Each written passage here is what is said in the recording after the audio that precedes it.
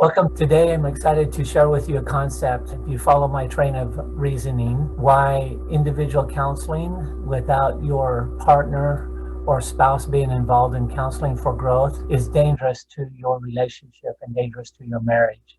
So the concept is a couple of phrases that come from the past. One is birds of a feather flock together. Another is opposites attract. So when you hear those two phrases, how can they both be right when they are not the same at all? Opposites attract, birds of a feather flock together type of thing. So what does that mean? To me, when you try to say they're just two of the same thing, then to me, I think we're not understanding what those phrases mean. So opposites attract is true when it comes to different talents and strengths, maybe even perspectives, where there's opposite perspectives and ideas. When it comes to enjoying that greater variety in life by having a partner that has different perspectives, then that is wonderful. And so we are attracted to that. That is one of the four basic human needs of variety. And so when we find someone that adds spice to our life in that way, it's a wonderful thing. That being said, sometimes those opposites can cause conflict in a relationship. Before we are in the commitment of that relationship, it's very attractive. After the commitment, then oftentimes those opposite things cause different ways of causing conflict. That is also part of the challenge when opposites attract and get together. And when it comes to birds of a feather flock together, it doesn't necessarily mean we have same opinions or same perspectives. But what I have shared that means is that the birds of a feather, which means that we are similar in many ways. And that similarity comes out in being at the same emotional level in our social and attachment development. So I'm going to switch to my whiteboard here. So looking at this board, it's pretty simple to draw. You can follow my tracking here. Okay, so if we talk about an individual being on this level of maturity, so each of these represent different levels of maturity. As we grow and develop, there's different ways we see the world on how well we are able to take responsibility. I also have observed that one's level of humor also determines or expresses their level of emotional maturity. If you remember going back through grade school, the jokes in first grade and second grade and third grade and fourth grade, as we grew and got older and understood more, the jokes became different. And right in the prepubescent time, the jokes often became sexual because that was the level of development of learning to understand sexuality.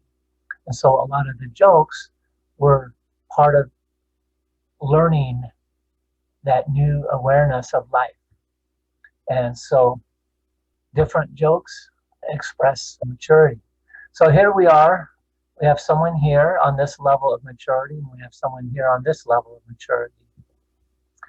So we are compatible with someone equal or maybe a little better than we are, and that we're a little better of.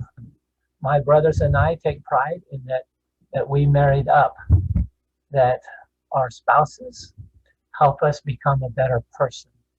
And hopefully, ideally, we can all say that about our spouse.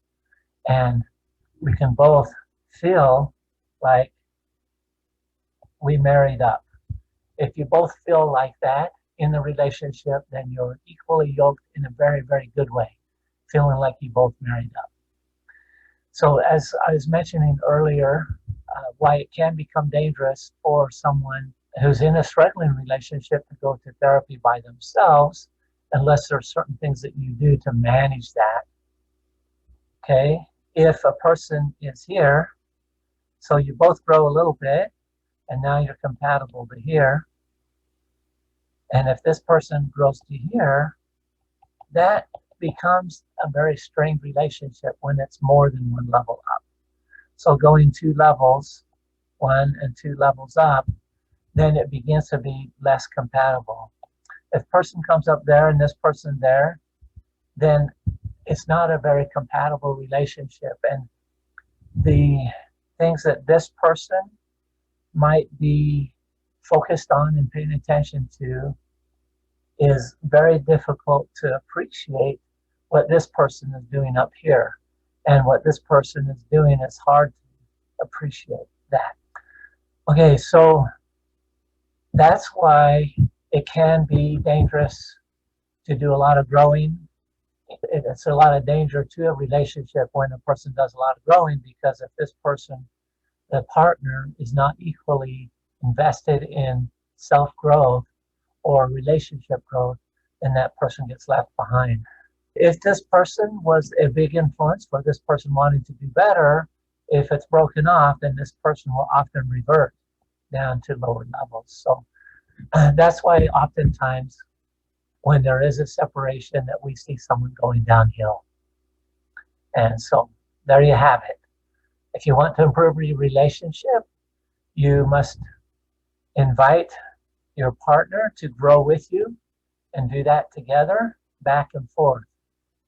Or if you come up to this level, you must remain committed and patient for your partner to grow. Just they're not growing at your pace. So with that commitment, you can help nurture and invite them to continue to grow.